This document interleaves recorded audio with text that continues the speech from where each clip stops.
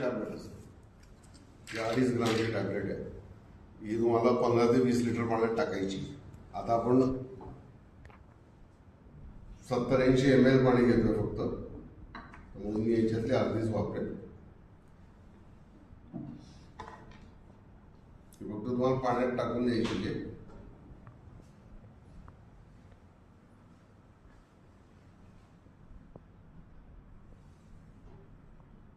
दिसतंय? जशी तुमची डिस्प्रिन विरघळते, इनो विरघळते, तशी विरघळते. तुम्हाला तोडायची गरज नाही, याची पावडर करायची गरज नाही, हलवायची गरज नाही. डायरेक्टली पंपात टाकून द्या. जोपर्यंत खांद्यावर पंप येईल तोपर्यंत पूर्ण विरघळतो. या टेक्नॉलॉजीला एफर्वेसन्स म्हणतात.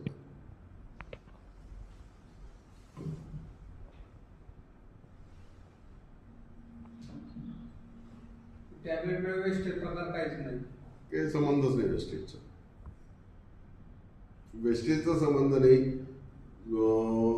नॅनो पार्टिकल असल्यामुळे, पार्टिकल साईज कमी असल्यामुळे अवशोषण जे आहे, शोषण जे आहे ते वाढतं.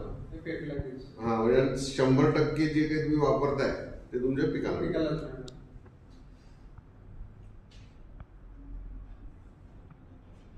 आणि याच्यात दुसरं काही केमिकल नाहीये. म्हणजे जे सॉल्व्हंट असतात किंवा इमल्सिफायर असतात हे नाहीच आहे याच्यात. कारण तुम्हाला लिक्विड जर काही बनवायचंय तर तुम्हाला काही केमिकल सॉल्व्हंट टाकावे लागतात, इमल्सिफायर टाकावे लागतात केमिकल्स. तर ते वापरायची गरज नाही आहे पावडर असल्यामुळे, पावडर फॉर्म मध्ये असल्यामुळे.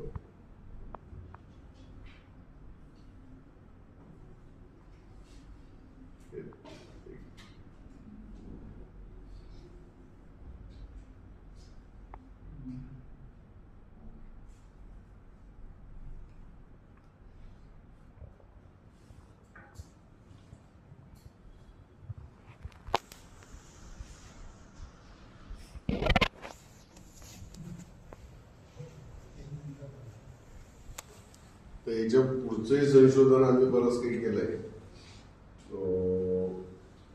जसं पेस्टिसाईड वापरतात लोक, एक जनरल आहे, त्याचं अजून पूर्ण झालं नाही आहे, त्याच्यावर अजून फाईन ट्युनिंग करतोय.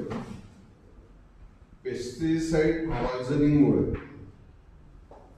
बरेचसे लोक हॉस्पिटलाइज होतात किंवा बरेचसे मरतात. जे आत्महत्या करतात तेच होत नाही, ऍक्सिडेंट्समुळे.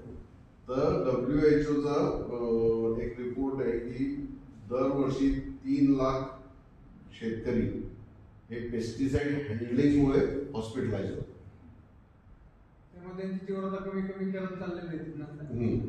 तर हँडलिंग म्हणजे काय आहे की तुमच्या हातावर पडतं, हात इकडे तिकडे लागतो, स्किन मधून ऍब्झॉर्ब होतं, किंवा न हात धुता तुम्ही काही खाता, याच्यामुळे ते पॉयझनिंग होतं, फूड पॉयझनिंग होतं. तर हे टाळण्यासाठी आम्ही एक टेक्नॉलॉजी अशी केली आहे, त्याला म्हणतात टॅबलेट इन टॅबलेट टेक्नॉलॉजी. म्हणजे समजा आता एक कुठल्या तरी समजा इमामेक्टिन ची तुम्हाला टॅबलेट बनवायची. तर जे इमामेक्टिनचं घटक आहे जो पॉयझन असेल त्याची पहिले टॅबलेट बनली जाते. त्याच्यावर फार्मा ग्रेडची, म्हणजे फार्मा जे आपण माणसांसाठी जे वापरू शकतो ते फार्मा ग्रेडचं दुसरं कोटिंग केलं. म्हणजे जेव्हा ती टॅबलेट तो शेतकरी हातात धरेल तेव्हा ते जे पॉयझनस घटक आहे ते त्याच्या हातातच लागणार. जेव्हा तो पाण्यात टाकेल तेव्हा पहिली ती लेअर डिझॉल्व होईल, नंतर ते औषध डिझॉल्व.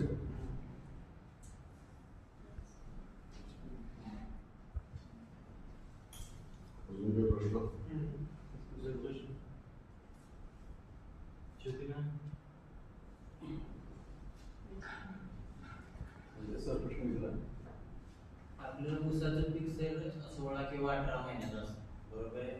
मशागत करताना आपण सुरुवातीला कारं टाकणार आहे, त्याच्यानंतर 21 दिवसांनी त्याच्यावर तणनाशक मारणार. तणनाशक मारल्यानंतर त्या कारचं व्हॅल्यू कमी होणार, पुन्हा कार टाकायला लागणार. हा, तर प्रत्येक खंदणीच्या वेळेला एकदा टाका, नंतर वाफे बांधताना एकदा टाका. तीनदा किंवा 4 उसाला खत दिलं जातं. प्रत्येक वेळेला याच्यामुळे फायदाच होतो, त्याच्यात नुकसान काही नाही. ऍक्च्युली याची डेट काय असेल की कालावधी काय राहील? कालावधी किती आहे? 3 महिने 2 महिने 60 दिवस नाही, हे जवळपास पूर्ण विरघळण्यासाठी 20 ते 25 दिवस लागतात ही विरघळण्यासाठी आणि पिकाला मिळण्यासाठी. आणि ह्याचं कार्य किती दिवसानंतर याचं कार्य अंतिम आहे, हे चालूच राहील. याचं कार्य कसं आहे, सेंद्रिय कर्म तुमच्या जमिनीतला वाढतो, हे याचं कार्य आहे. आणि सुपीकता वाढते. म्हणजे थोडक्यात अपटेकिंग करून देत नाही का? हे वापरल्यामुळे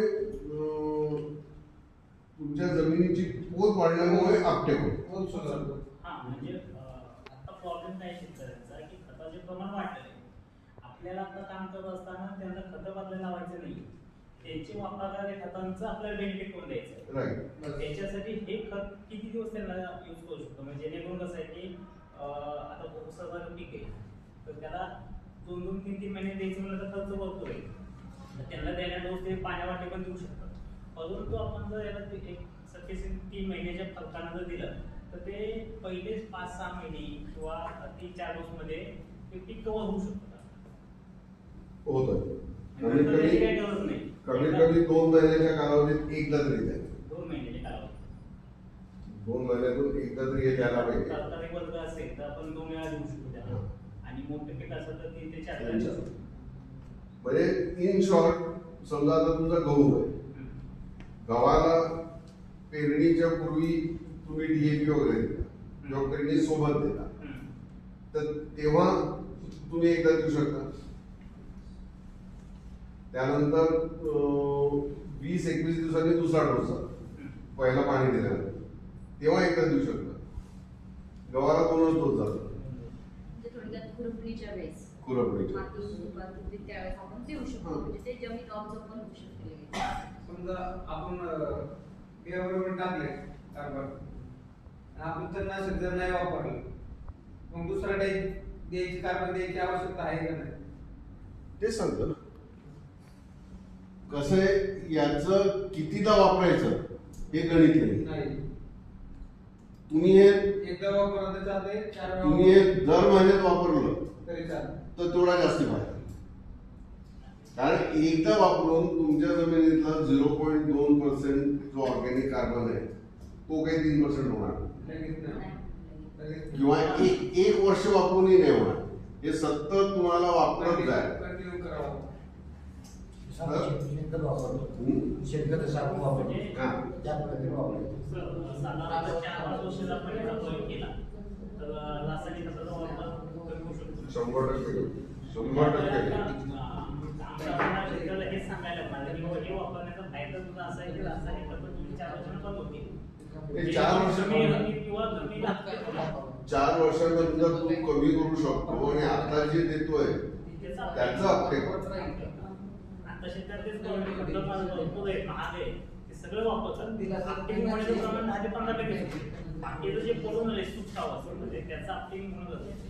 आणि त्याच्यामुळे खतं प्रचंड येते. कसं होतं सर, आताच्या उसाला आपण खर्च केला एक काही समजा 15-20 हजार रुपये शेतकरी खर्च करतात. जर त्याला आपण हे टाकायला लावलं, त्याचं खर्च बजेट 10,000 ने वाढणार.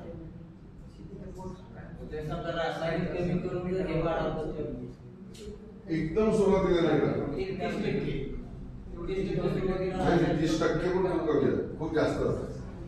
तर एकदम नाही करता येणार. हे तुम्हाला केव्हा करायचंय, तुमचं सेंद्रिय कर्म 1% आहे, तुम्ही 30 कमी करा. तुमचं सेंद्रिय कर्म 2% गेलं, तुम्ही 40 कमी करा. तुमचं सेंद्रिय कर्म 3% म्हणजे आयडियल, तुम्ही 50% करा.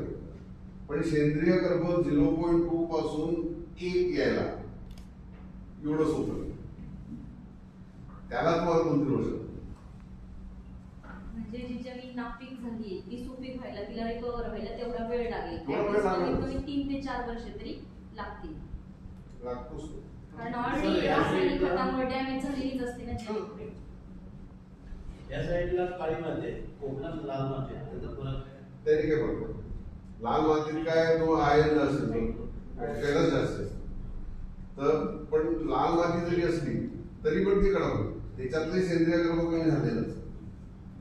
तर माती लाल आहे किंवा काळी आहे किंवा तुमची चुनखडी आहे, याचा आणि सेंद्रिय कर्बाचा काही संबंध नाही. हे वापरले नाही कंटिन्यू 2-3 वर्ष वापरलं समजा आपण की आज आपण रासायनिक खताचं प्रमाण खूप पिकासाठी वाढवलेलं आहे. 2-3 वर्षानंतर ते कमी होईल का? 100%. आम्ही हा प्रयोग केलेला आहे. ग्रॅन्युल मधून नाही केला, आम्ही हा लिक्विड मधून केलाय. 5 लिटर प्रत्येक आठवड्यात प्रत्येक 5 लिटर पर हेक्टर. त्याचा आणि याचा खर्च सेम. म्हणजे महिन्यातून 4 असे 6 महिने. तर त्याचं सेंद्रिय कर्ब जे आम्ही सुरुवातीला मोजलं होतं ते 0.4 होतं, ते 1 होते. रिझल्ट आले. सर जे ग्रास असतात, ग्राउंडसाठी लोक ग्रास बनवत आहेत शेतीमध्ये, तर त्याच्यासाठी आपण न्यूट्री आणि न्यूट्री जाऊ. हे सगळं म्हणजे शेतीत आपण पिकं करणार आमच्या इकडे नर्सरी विभाग जास्त झाले. तर त्यासाठी मग ह्याच्यातलं कुठला वापरावा? नर्सरीत सगळं जाऊ शकतो. सगळं वापरू शकतो. सगळं वापरू शकतो.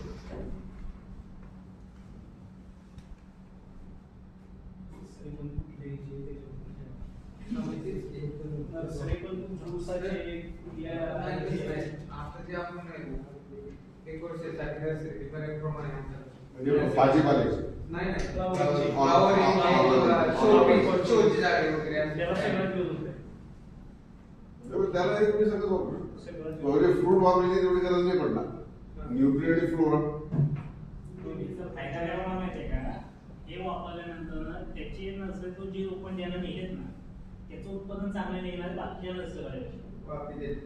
ते झाडं स्ट्रॉंग होती. झाडं चांगली टिकली. स्ट्रॉंग आहे ते झाडं चांगली टिकली. त्याच्यावर त्याचा धंदा वाढेल. आपण त्याचा धंदा वाढवण्यासाठी टेक्निक इतर झाडाचे त्याच्या झाडाचे फरक पडतो. 100% कारण याला म्हणजे त्याला आपण ट्रीटमेंट घेतली ना सगळी. ठीक आहे त्याला आवर्जून पुढच्या वेळेस त्याच्याकडे राहून त्याच्याकडे घेणार तो पण याला लोक त्याच्याकडे येणार. आता आम्ही एक प्रोडक्ट काढलंय, एक जनरल म्हणजे तुमचे प्रोडक्ट सोडून Amazonवर तुम्ही जर बघितलं, उगव फर्टिलायझर स्टिक म्हणून तुम्ही हे करू शकता. उगव आपल्या इथलीच कंपनी. काय ते सांगा. ते स्टिक्स आहेत. त्या एका कुंडीत 1 स्टिक लावायची, 30 दिवस न्यूट्रिशन देते. त्याच्यामध्ये काय पाहिजे ते? एका कुंडीत तुमच्या घरात जे कुंड आहे त्यात 1 स्टिक लावून दे. काय नाव बोलले? उगव फर्टिलायझर स्टिक. उगाव. उगव म्हणून कंपनी आहे, त्याला ते सप्लाय. सगळ्यांचं कॉम्पिटिशन. त्या सगळ्या NPK बायोस्टिम्युलंट सगळ्या. एकच सगळ्यासाठी काम करते. जे आपण जे पाहिजे लोक घेते. ते जे आहे ते फक्त अर्बन गार्डनिंग. असे गार्डनिंगसाठी. जे तुमच्या घरात जे पॉट्स आहेत छोटे छोटे pot. त्याच्यासाठी शेतीच्या उपयोगासाठी. शेती नाही फक्त रिक्वायर्ड शेतीसाठी. त्याला पर्याय आला नाही. शेती पण म्हणजे शेतीसाठी उपयोगाचा तो आहे नाहीच आहे. आपण राज्यामध्ये नाहीच आहे. नाही, नाही. समजा ते शेती- सर फळबागाचं झाड असेल आणि त्याच्यात लावलं आपण त्या मोक्यात त्याचा उपयोग होईल. होऊ शकतो. होऊ शकतो. पण त्याच्यावर उपयोग नाही आहे. हा नाही होऊ शकतो, पण ते क्वांटिटी खूप मोठी लागते. Quantity एक जर- दोन इंचाची स्टिक आहे, 2 ग्रामची स्टिक. हा. फळझाडाला किती लागते? त्याची पण रेट काय आहे? 2 इंचाची आपण 4 साईडला 4-5 लावले त्याने. नाही, त्याच्यासाठी वेगळ्या टॅब्लेट्स आहेत. असे. स्टिक्स उपयोगायचे त्या टॅब्लेट्स. चालू झालं मग आणखी काय प्रश्न वगैरे आहेत प्रोडक्टच्या बद्दल?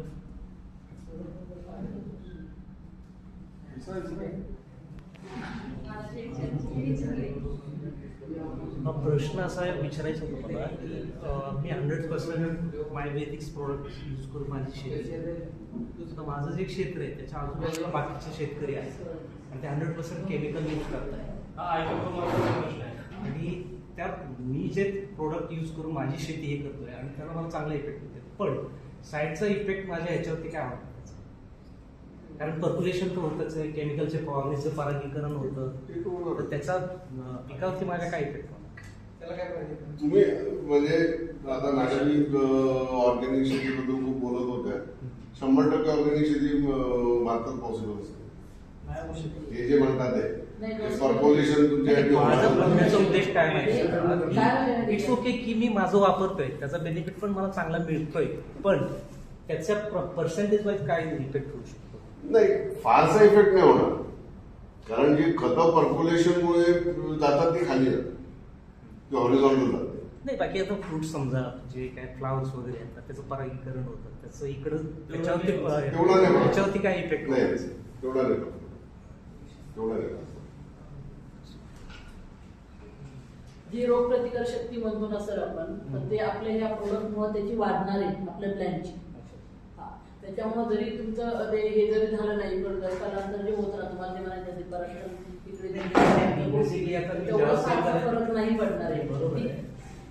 एक्झाम्पल द्या की तुमचा एक प्लॉट आहे, तुम्ही ऑर्गॅनिक खतं आपली जी खतं वापरलेली आहेत, ह्या खतांचं दुसरा एक प्लॉट आहे की तिथं फर्टिलायझर फक्त वापरले जाणार आहे, बरोबर ना? तर तिकडचं काही परत इकडे येऊन बसले तर तुमच्या प्लॉटला जास्त त्याचा दुष्परिणाम होणार नाही. पण आणखी तिसरा एक प्लॉट आहे की हे दोघं पण तेच वापरतात, तर मग त्यांच्या ह्याच्यावरती जो दिसतो तेवढा तो आपल्या प्लॉटवरती दिसणार नाही.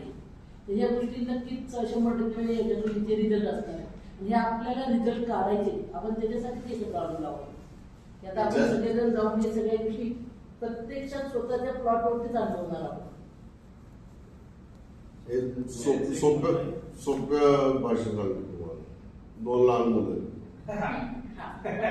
थंडी वाढली की एकाचं नाक कळतं दुसऱ्याचं कळत नाही, एकाच घरात राहतात. कारण इम्युनिटी जी आहे, प्रतिकार शक्ती जी आहे ती वेगवेगळी आहे. एक पावडरचं दूध पितोय आणि एक ड्रायफ्रुट्स. तुम्ही जे देताय ते ड्रायफ्रुट्स देताय. पिकातली ताकद वाढवल्यामुळे रोगात बळी कमी पडतात, ते चांगलंच राहतं.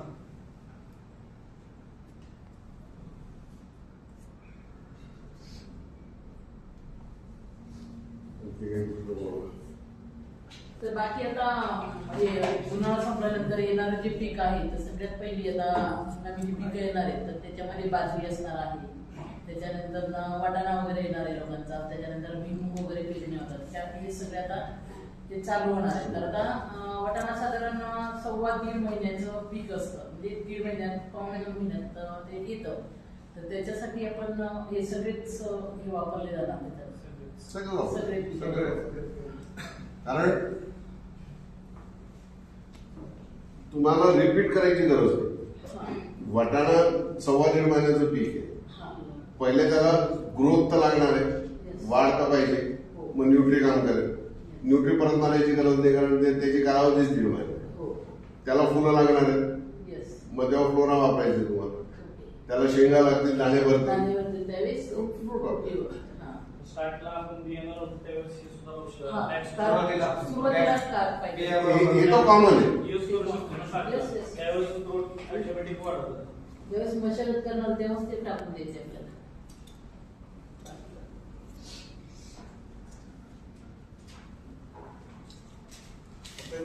एक्स्ट्रा झाला सर, काही साईड डोस एक्स्ट्रा झाला, काही साईड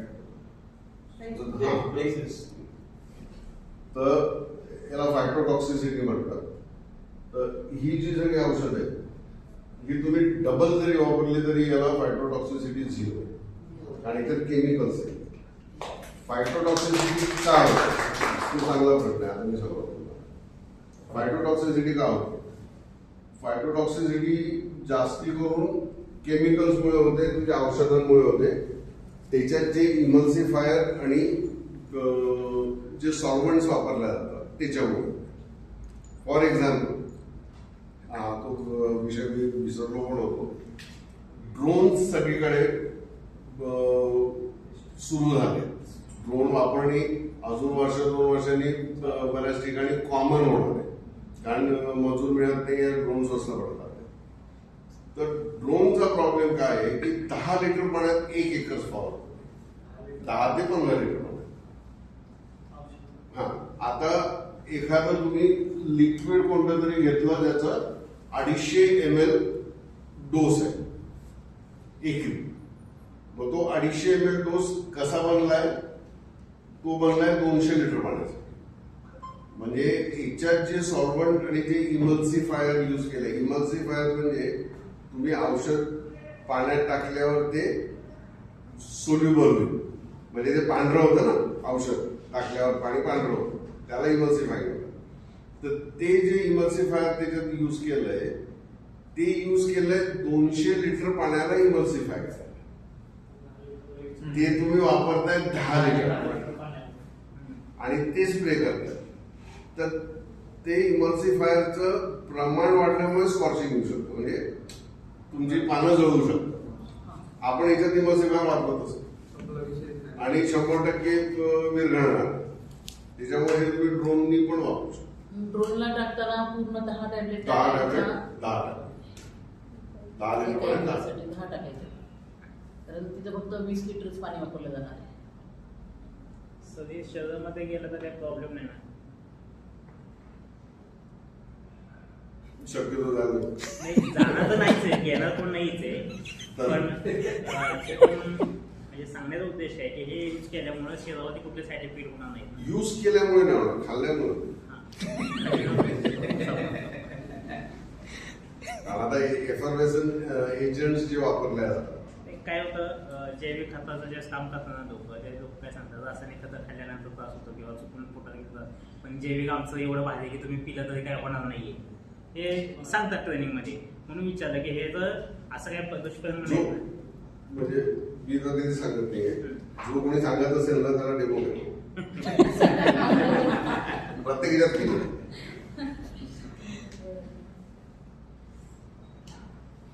सर, आंबा काजू ही झाडं मोठी असतात, पीक पण मोठं असतं, त्यांच्यासाठी प्रमाण काय? त्याच्यात आंबा काजू मध्ये प्रमाण सेम आहे. 200 लिटर पाण्याला 10 टक्के. 200 लिटर पाण्याला 10. पण एक एकर आंबा फवारायला तुम्हाला 600 लिटर पाणी.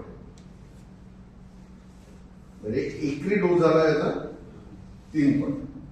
डोस जो आहे तो 200 लिटर पाण्याला 10. मग पाणी जेवढं लागेल तेवढं तुम्हाला हे तसं वापरावं. ते झाडाला कसं पहिला मोहर येतो 2-3 महिने. ते सुरुवातीपासून करायचं की मोहर आल्यानंतर करायचं? कारण कधी कधी मोहर पडून जातो, त्यामुळे फळं पण कमी येतात. याचा तुम्हाला उपयोग आंब्याला मोहरच्या वेळेला असतो. मोहर सुरू झाल्यानंतर त्याच्या आधी कोणी स्प्रे करत पडले. हा, तेव्हापासूनच स्प्रे सुरू होतात. आणि त्याच्या आधी जे आहे ते सगळं जमिनीतून असतं. मग तो आंबा असू दे किंवा काजू असू दे, मोहरावरतीच येत असतं.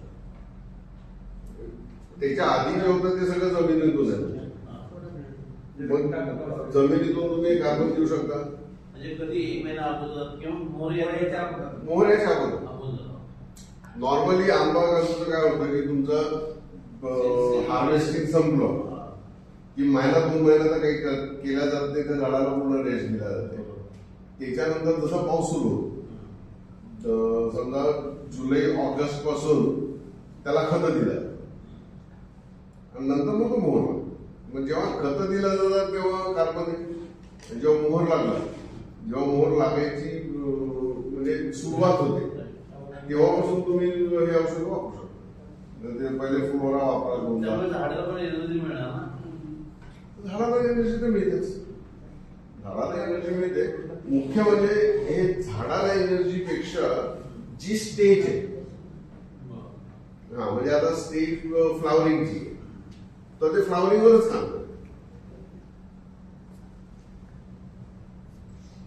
सर एक प्रश्न म्हणजे ह्याच्या व्यतिरिक्त होता, समोरच्या PPT मध्ये आहे ना त्या आंब्याचं जे दाखवलंय त्याच्यामध्ये डाळिंब दाखवलंय, त्याचं काय रिझन आहे समजा? त्याच्यामध्ये ना डाळिंब दाखवलंय.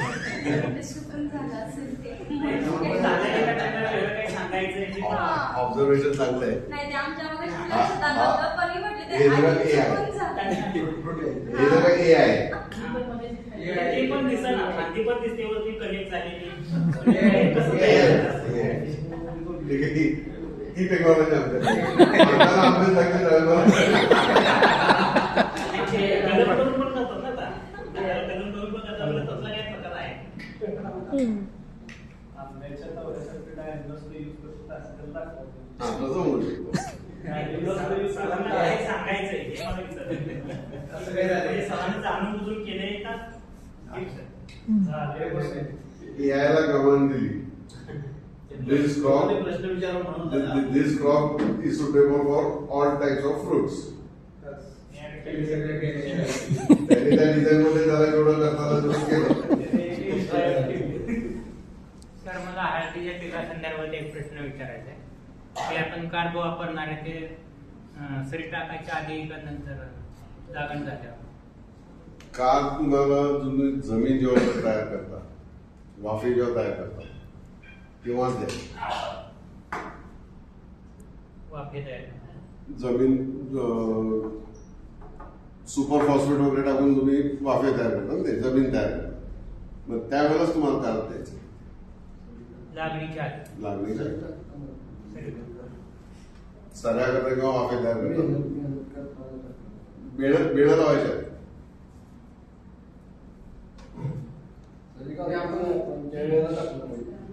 आधी ते आपण सुपरवाज करतो, मग काट टाकल्यामुळे मग त्याचं प्रमाण कमी केलं तरी चालेल का? तसं काय इमिजिएट तुम्हाला काहीच होणार नाही. स्टेप स्टेप समजा आपण कार्ब वापरायला सुरुवात केली, पहिले सुरुवातीला 4-6 महिने आपण जर ते प्रमाण कमी केलं तर. पण काय होतं की प्रमाण कमी करा तुम्ही शेतकऱ्याला सांगितलं तो डायरेक्टली 50% कमी. शेतकरी आपण स्वतः प्रॅक्टिकली केलं 10% कमी केलं. कारण तुम्ही शेतकऱ्याला सांगितलं की खत कमी करा तर तो डायरेक्ट 50% कमी करून टाकेल आणि त्याला दिसत नाही. म्हणजे 50 किलो वापरता येते ते 40 किलो वापरा किंवा 45 किलो वापरा. तसं हळूहळू ग्रॅज्युअली तुम्हाला ते करा, एकदम नाही करू. थोड्या दिवसांनी काय होईल, आपण काय शेतकऱ्याला आता हे रासायनिक खतं खूप महाग झाले, तो खर्च कमी करून खर्च वाढला तरी म्हणजे जनता त्याला काय वाटतं? अजून जनता सगळी झोप येते. 4 महिन्यानंतर तुम्ही बघा तुम्हाला खतच मिळणार. 2 महिन्यानंतर अजून आताच बरंच युरियाची अशी आहे की ती होते कळतच नाही. मागच्या महिन्यात आता डबल किंमत होते, 2000 प्लस पुढे जाते. आता 1800, 1900, 2200, 2500 पुढे जाते. ते जाईलच. एका मिळणार पण नाही. ते जाऊन उपलब्धता नाही. बाहेरनं मिळतच नाही म्हटलं काय तर कठीण परिस्थिती हो. परत लोक मग आता ते एकच आणि होऊ शकता म्हणजे नाही मिळालं तरी शेती थांबणार नाही. फक्त उत्पन्नात फरक पडतो. कमी पडतो. आणि झालं काय की जेवढ्या व्हरायटीज आपण लावतो या सगळ्या खादाड व्हरायटी हायब्रिड त्याला पाहिजे यांना खायला खूप पाहिजे तर ते चांगलं दिसणार. पहिले आपण जी ज्वारी लावायचो ती व्हायची किती एकरात? थोडे करून आता आपण उत्पन्न वाढवलं म्हणजे त्यांना रोज पण जास्त दिसलं पाहिजे. उत्पन्न वाढलंय तुमचं कमीत कमी 100-200%. मग त्या हिशोबाने तुम्हाला इनपुट्स तेवढे वाढवा. खायचे चोचले पण वाढले, प्रत्येक पिकाला वेगवेगळं लागते. आपण देतो जास्त उत्पन्न वाढलंय पण बाबा अजून वाढवा. 200 पिकाला सेपरेट खत लागते, सेपरेट औषध लागते. आपणच विषय केलाय सगळं डिवायडेशन. नाही तसं नाही म्हणताय ना, ते रिक्वायरमेंट तशी आहे. रिक्वायरमेंट आपण देतो त्या पद्धतीने आपल्याला फायदा भेटतोय. वातावरणातले जे बदल झालेले आहेत प्रदूषणामुळे पण पिकांच्यावर त्याचा परिणाम होईल. केमिकल खताला पर्यायी खत आपण वापरू शकतो भविष्यात. पर्यायी खत हेच ऑर्गॅनिक मॅन्युअर, शेणखत, गांडूळ जास्त महत्त्वाचं. गांडूळ खत, वर्मी कंपोस्ट. गांडूळ खतामध्ये नॅनोटेक्नॉलॉजीच्या डेव्हलपमेंट काय आहे? हेच जास्त काही नाही. आणि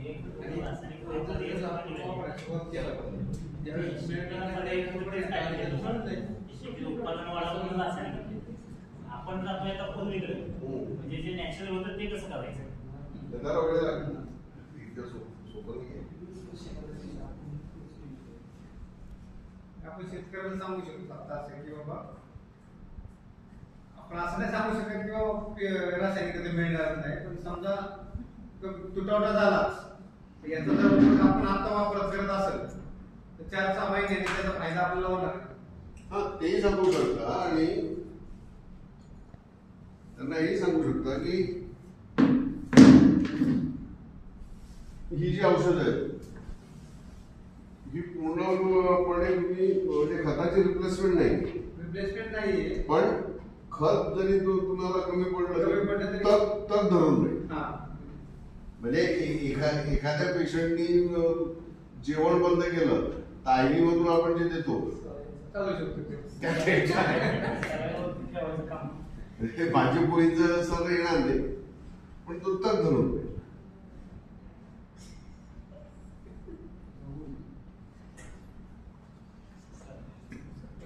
ते जर शेतकऱ्यांना फरक जाणवला तर शेतकरी याचा यूज चांगला वापर करून हो, 100% असं होईल.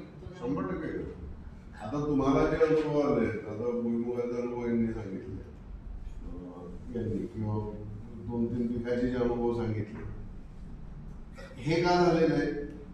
कारण जेवढं खत तुम्ही टाकलंय तेवढा अपटेक याच्यामुळे वाढलेलं आहे. ते जाणवतं ते. त्याच्यामुळे झालं. मागच्याच कांद्याचा रिझल्ट सांगितलं होता हो. Wrong timing मध्ये 30 दिवसाचं आपण दिलं, काढायला सांगितलं होतं पण दिलं आपण त्याला. आणि जवळजवळ त्याचा कांदा 1 किलोमध्ये 4च कांदे बसतील एवढी साईज हा, वाढली तेच. आणि बाकी छोटे होते. मग तो म्हणला मी मागचे 6 वर्ष आहे ना याला खतच दिलं नव्हतं. मग ते तसंच राहिलं, जे पूर्वी होतं तसंच राहिलं, इंटेकच करत नव्हतं. त्याचा फायदा वाटला. तो विषय सर वेगळा. मी यूज केलं होतं ना, पाक शेवट कांदा निघतो म्हणजे पूर्ण तराव कमीत कमी 2 महिन्याच होतं, असा होतो पायाच्या अंगठ्यावर. ते तराव नेऊन लावलेलं सुद्धा कांदा असा झाला पाक ऑड सीझन मध्ये. आता काय झालं म्हणजे तो त्या पिकाचा कालावधी नसताना सुद्धा वापरला जातो. त्याच्या पुढे जाऊन सुद्धा पिकाची क्वालिटी वाढली. ते याच्यात काय मी खूप टेक्निकली जात नाही तुमच्यासोबत, कारण एकच spray दिला होता. म्हणजे समजायला पण कठीण आहे. थोडं टेक्निकल गेल्यानुसार काय होईल, आम्ही बाहेर टेक्निकली नाही सांगणार, पण आम्हाला अजून कळलं की कॉन्फिडन्स वाढवायचा. अजून एक दुसरा आता विषय या सगळ्या प्रोडक्ट्स मध्ये एक प्लॅन सिग्नलिंग मॉलिक्यूल असतो. ते प्लॅन सिग्नलिंग मॉलिक्यूल आम्ही या प्रोडक्ट्स मध्ये वाढतो. प्लॅन सिग्नलिंग मॉलिक्यूल म्हणजे काय आहे की ते मॉलिक्यूल तुमच्या प्लॅन्टला सिग्नल करतं की आता तुझा रिप्रोडक्शनचा वेळ आलाय, हा ते रिप्रोडक्शन वाढव. तर याला प्लॅन सिग्नलिंग मॉलिक्यूल्स होतात. हे स्पेशलाइज मॉलिक्यूल्स असतात. हे सगळे आम्ही वापरतो. त्याच्यामुळे तुम्हाला तो जो असेल आहे ना त्याच्यामुळे दिसतो. आता ऑड सीझन मध्ये आता मी हे सुद्धा म्हणजे हरभऱ्यामध्ये नुसतं उठवडा टाकला होता ह्याचा आपल्या करडीचा. फ्लावरिंग स्टेज मध्ये ते सगळं पूर्ण मिक्स मी एकच स्प्रे दिला, पण एवढेच पूर्ण बसलेला आहे की काय विषयच नाही.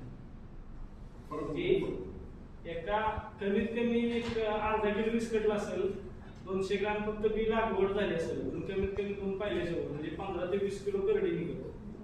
एवढी करडी फुललेली एकच स्प्रे दिला एकच दिला. तेच ना, कारण याच्यात खूप साऱ्या टेक्नॉलॉजीज आहेत. त्याच्यामुळे या एकत्रित फायदा तुम्हाला तुमच्या 50 गुंठ्यामध्ये फक्त 6 पिकं काढली सर. ज्वारी, गहू, हरभरा, मका, आज आता वर्षावर हात नाही आता या ऑफ सीझन मध्ये पडवून गेल्यानंतर ना आता ज्वारी उभी आहे. ज्वारी कमीत कमी नाही म्हटलं ना 6 फुटाच्या वर खायचं. कमीत कमी कसं बी 2-3 कोटी जर ज्वारी होती. तर एवढी मी गॅरंटी तुम्हाला देऊ शकतो. तुमचं एक गॅरंटी एवढी देऊ शकतो या सगळ्या प्रोडक्ट्सचं, तुमचं काम शेतकऱ्याला एकदा विकलं, तुम्हाला परत विकायची गरज पडते. तो स्वतः एकदा का विकायला लागेल, कारण हे फॉर्मॅट वेगळं आहे. शेतकऱ्याला पावडर लिक्विडची सवय, याची सवय नाही. त्याच्यामुळे मी तुम्हाला एवढं जे फोडून सगळं सांगितलं की एफर्वेशन टॅबलेट म्हणजे काय आणि त्याच्यामुळे बाकीच्या लिक्विड आणि पावडरपेक्षा हे कसं चांगलं आहे. तर हे जेव्हा तुम्ही शेतकऱ्याला सांगाल तेव्हाच तो कन्व्हिन्स होईल. नाहीतर जो एकरी 1 लिटर वापरायची त्याला सवय आहे, तुम्ही एवढीशी गोळी वापरा म्हणा विश्वास ठेवणार तर विश्वास ठेवणार. त्यामुळे तुम्हाला हे सगळं फोडून त्याला टेक्नॉलॉजी थोडीशी त्याच्या शब्दात सांगावी स्पष्टीकरण करून वापरतात. आणि एकदा त्यांनी वापरलं तर मग त्या शेतकऱ्या साठी तुम्ही निश्चित करा, तो पण तुमच्याकडे आहे. त्याने एकदा वापरलं तर शेताच्या पानात आहे ते. आणि ते शेती व्यवसाय केले चालतं. कारण त्याच्या पिकात आपल्या पिकात फरक झाला त्याने काय वापरलंय आपण काय वापरलं केलंय पाहिजे जातं.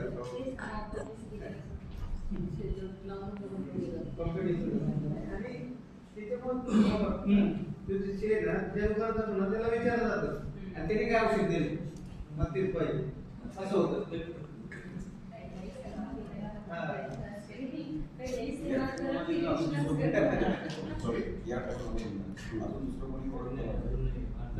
भारतात आमच्याशिवाय कोणी बनवू शकतो.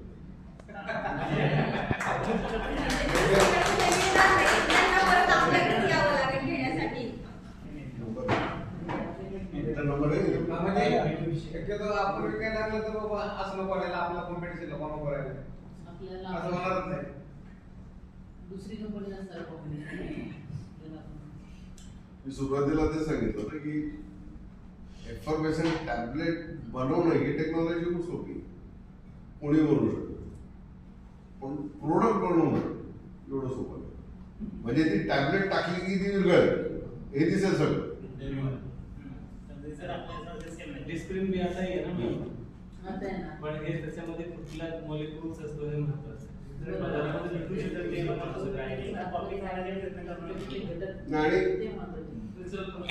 पेटंटमुळे ते कोणी मॅन्युफॅक्चर करू शकत नाही, विभाग वेगळा.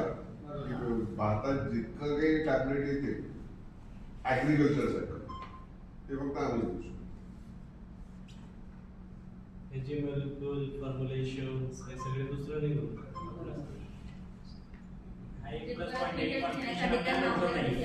कॉम्पिटिटर आपल्याला लवकर नाही. टेक्नॉलॉजी डेव्हलप करायची थोडं ऑटोमॅटिक होते.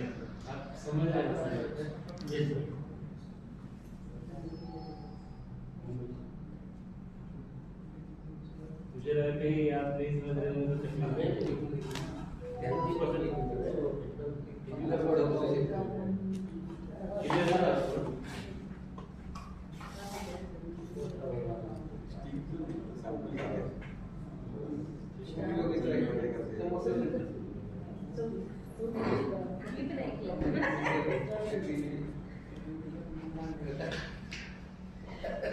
एनी क्वेश्चन झाला प्रॉपर.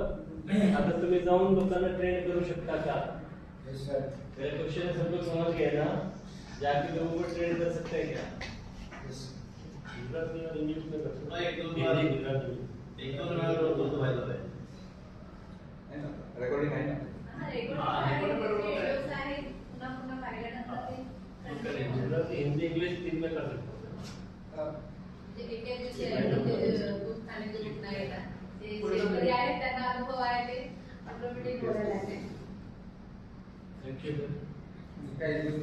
प्रॅक्टिकली केलं ना